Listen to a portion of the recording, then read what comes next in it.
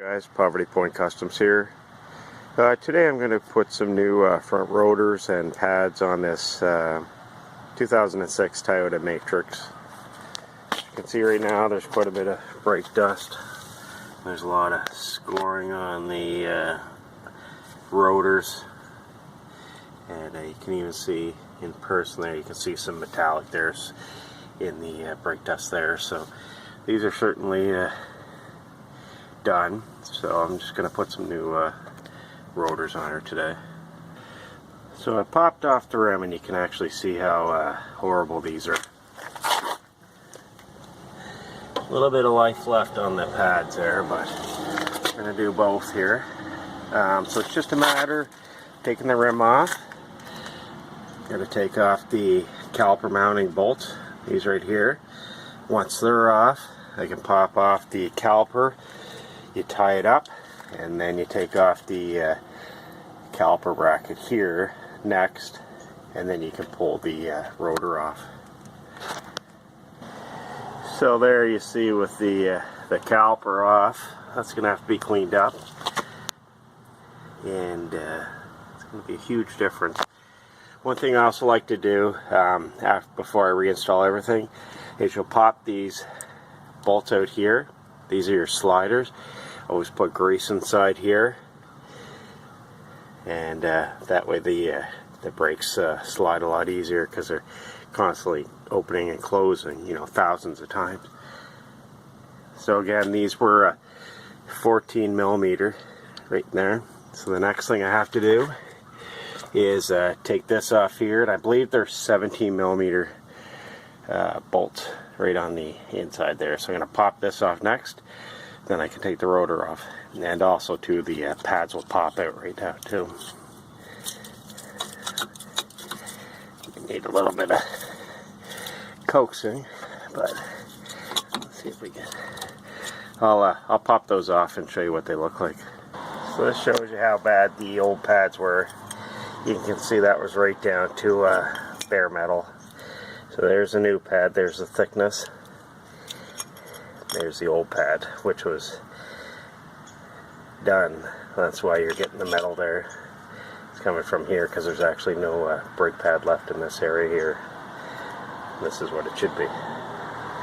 That's just a new picture of the new rotor. So that's the new one, and that's the old one. So the next step, popping off the caliper mounting bracket. So that's with the caliper off. There's the mounting bracket. So the next thing I'm going to do is pull out these, put a little bit of grease on them. That way they can slide better. Put a little bit of grease on here so the new caliper doesn't stick to it. And there's, the new rotor. There's the caliper there. We'll clean that up too. So that's with the new rotor on.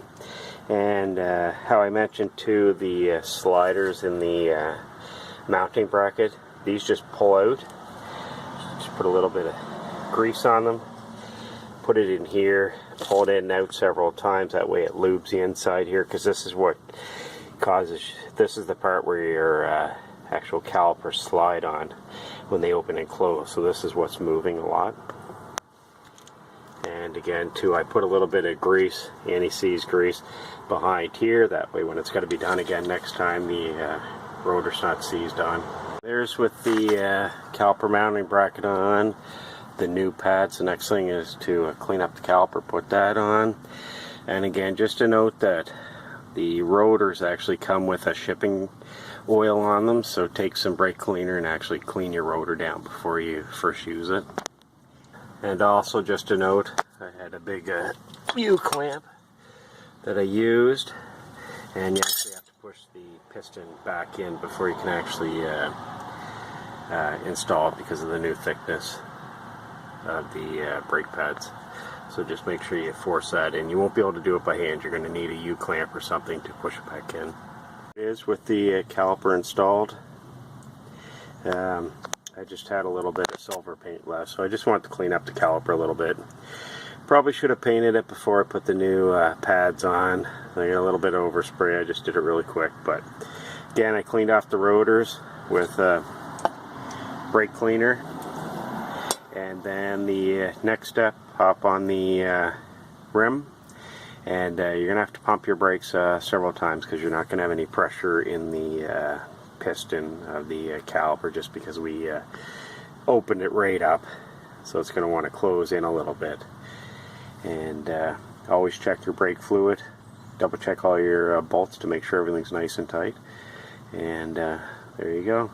So again, that should help her to stop a lot better than the way it was set up earlier. So hope you enjoy the video. If you like it, if you want to give me a thumbs up and comment and subscribe if you have any questions.